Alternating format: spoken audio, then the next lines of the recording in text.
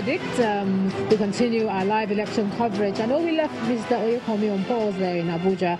We'll come back to him, but let's just feel the pulse of somewhere here in Lagos. We have Loretta Chogo, who, went out and, she's back. And let's see what she has to say. Loretta. Non-sensitive materials are already moving out of Ikeja local government areas to their various rack centers. 10 polling units will be receiving the non-sensitive and sensitive materials from Ikeja local government area.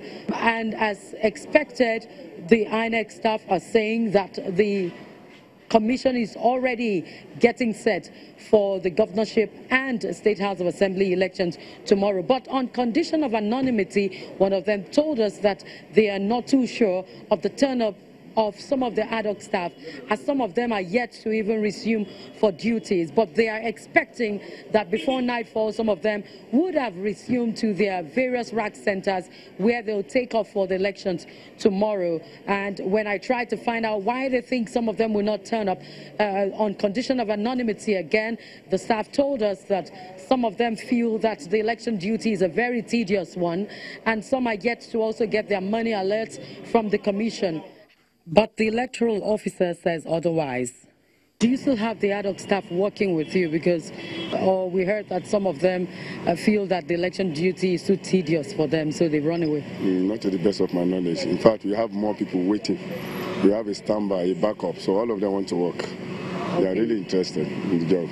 We started deploying them. If you go to the rack, the various rack, we have 10 rack, 10 registration areas in Ikeja. So you go to our various rack, you find that they are already there. And some of them are here helping to load these things back to the racks. And we've done a retraining for them yesterday. And this morning, we did the same thing, a refresher training, and they're going to have another refresher training in the rack this night. So they are prepared for it. We move out to the streets, where residents also comment on the coming elections. If we're determined as a nation to vote for our candidates, and with a positive mind, we can make Nigeria great again. Being scared is not the way out. We have to stand up and do the right thing. We can't be scared forever, because every Nigeria is growing every day, and things are evolving around us every day. So everything that is constant is just change. So we need to change that mentality that we have and try and vote tomorrow. It is your right to vote whosoever you want, the party of your desires. If you don't come out, if you don't make your votes, that means whatever that happens, left to you. Go out there, cast your vote according to the candidates that you deem fit. Do not allow anybody push you around. Do not involve in violence. Do not take any form of gratification in order to, deviate from the main course of why you're casting out that vote tomorrow. And to the federal government, I implore them to ensure that tomorrow's exercise would be a free and fair one.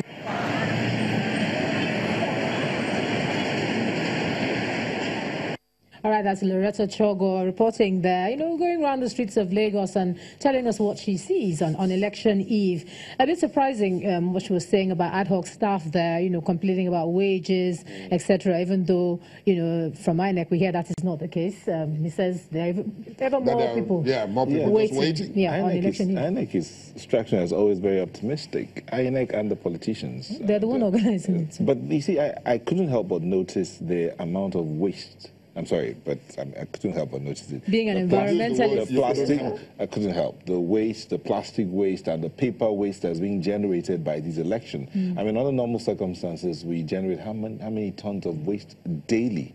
So you can imagine what happened during election periods when we do extra print and all that. All right, let's hop over to another spot now. Delta State, we have Vivian Oramadike. She's going to tell us what's going on there. Vivian?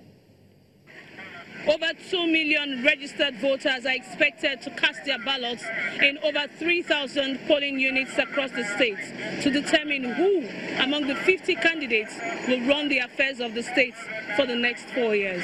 But there's one question that has been begging for answers.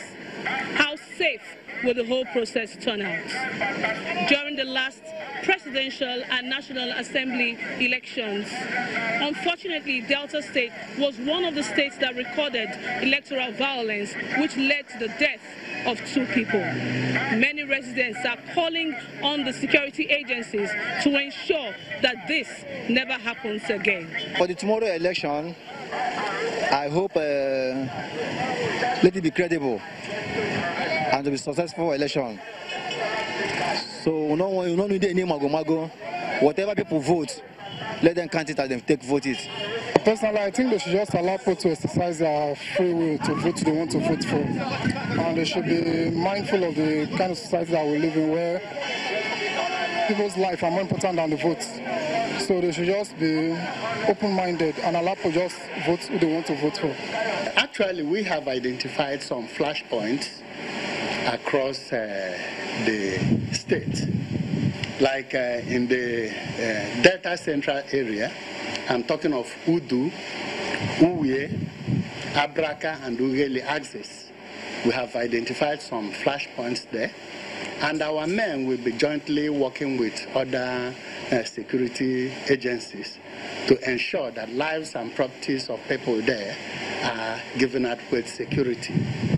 We've heard from the people. We have also heard from the security agencies on what they intend to do to ensure a hitch-free exercise.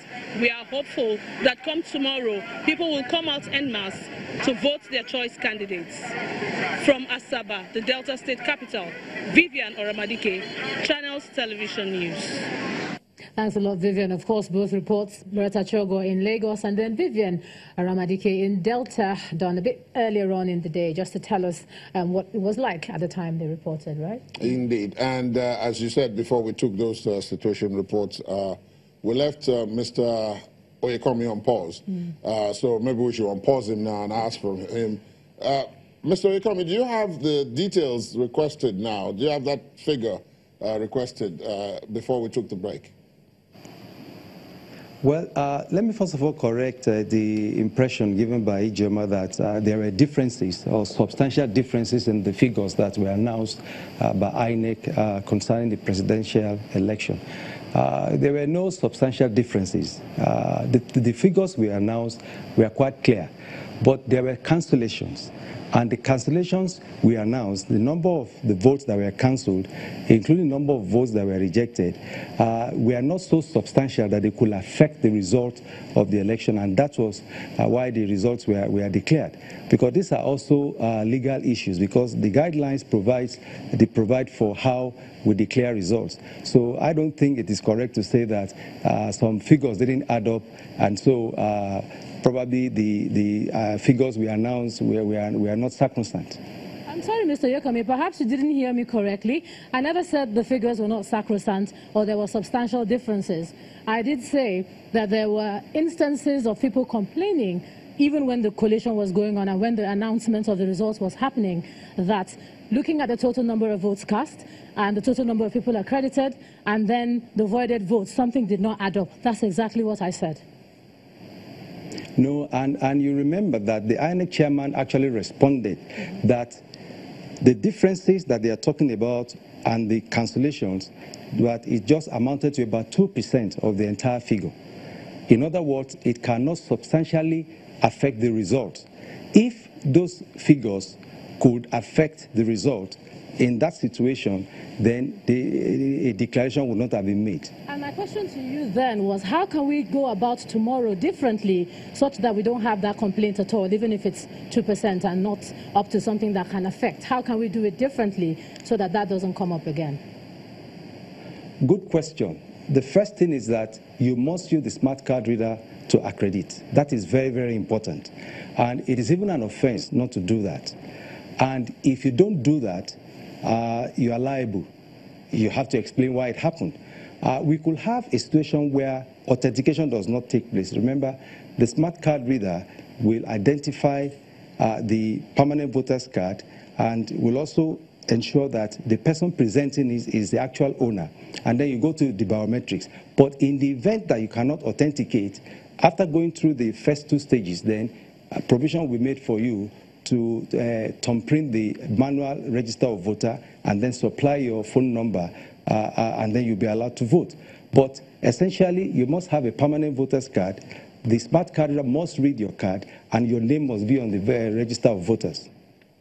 Now, Mr. Walton Jack, this issue of substantial and not substantial when it comes to the legal framework, people say, okay, well, yeah, that, you know, the difference in figures will not really substantially have affected the outcome, or the issue of substantial compliance with provisions and so on. Are these not loopholes that lawyers like yourselves exploit when they are defending clients, especially given some of the other nuances that are in the electoral process as already discussed? Well, first, the laws are not made by lawyers. The laws are made by lawmakers. They are representatives of the people, and the majority of them are not lawyers. However, the laws are made to reflect the realities of society. And so the laws acknowledge that when human beings are conducting an election, that everything will not go right as it will go right in heaven. And so margin of errors are provided for. Even in economics, you are told that if all things are equal. So provision has been made that in some places, challenges could arise that will make elections not possible, that could lead to cancellation of votes, there could be void votes because some people did not print properly. In all these things, if the difference between, the winner and the loser is, let's say, 500 votes, and all the other votes that we have either voided or we are unable to, persons were unable to cast their votes are just 50. The point is that 50 votes will not make a difference where someone won an election with 500 votes. And so rather than repeat the whole process of deployment of personnel and materials for 50 votes that will not change the election result, the law says you can go ahead. But if 500 votes are the difference, and then you have 6,000 votes outstanding, those 6,000 votes will cause a difference one way or the other, either supporting the winner or supporting the loser, making the loser the winner. In that case, the law says you have to go back to polling and get the right result. So it is not technicalities by lawyers. No, it is a recognition of the realities of the human situation by the lawmakers who are not necessarily lawyers.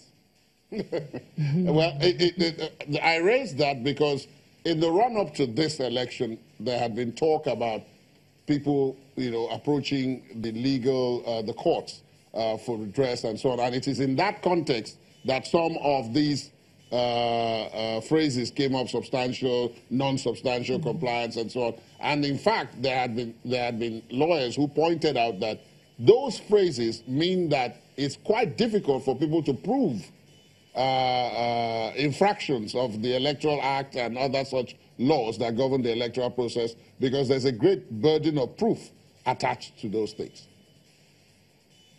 These phrases have always been in the laws for as long as I can remember, even as far back as 1979. The phrases have always been there. Substantial compliance has always been there.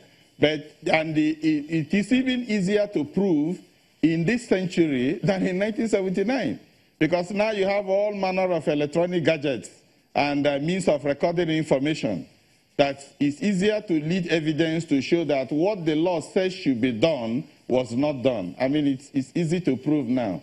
I don't think if people really keep records, if they are observant and they are ready to prove their case, I don't think the issue of substantial compliance will be a problem, because you need facts and figures to show how many persons voted. I mean, if there's overvoting, there's overvoting.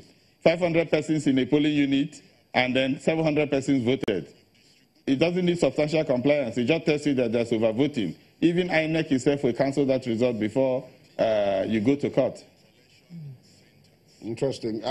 Coming back to Lagos here, and as I think we're on our last legs now, Mr. Bashir, going forward now, I mean, we've identified where the key issues are, but going forward now, it's too late to make any substantial changes to tomorrow. So this is an opportunity for you to tell others like you and your members what do you expect them to do tomorrow? Well, we expect all persons with disabilities who are of voting age to come out so that we can test actually what INEC says. And as the INEC representative has told us, he's going to consult with all his people and all the field officers. So I believe things might be different tomorrow. So I expect everyone really to come out so that we can actually test what the representative is telling us on ground. I will certainly come out to cast my vote for the person I'm interested in. And, you know, persons with disabilities are interested, have a very high interest in the election as well, because they are voting for candidates in their states who they believe will take them to a higher ground. Now, Mr. Ikomi, your final words, if it's of assurance or of optimism against tomorrow. Ejoma has already said that you sound extremely optimistic about tomorrow. Honestly, I'm so impressed by the statement just made by that gentleman in the studios, and I'm just wondering that if he could be that optimistic, then other Nigerians should also be optimistic. We assure Nigerians that they should please come out tomorrow and exercise their franchise, that we are determined to ensure that each and every vote will count. Now, if in the process of you saying each and every vote will count, make reference to security. That's correct. All things being equal, like this gentleman said the other time, the understanding we have with the security agencies, especially the Inspector General of Police. You know, the police is the lead agency in providing election security. The assurances we have is that all the polling units will be secured and there will be no problem. And then we appeal to all those that might be thinking of causing any form of trouble to please have a change of heart. Voting, election is a joyful activity, and they should just allow people to vote for whomever they are interested in, and we'll have a good election. And then, Mr. Watson-Jack, what are your own thoughts, final thoughts? Well, mine is an appeal to the voter.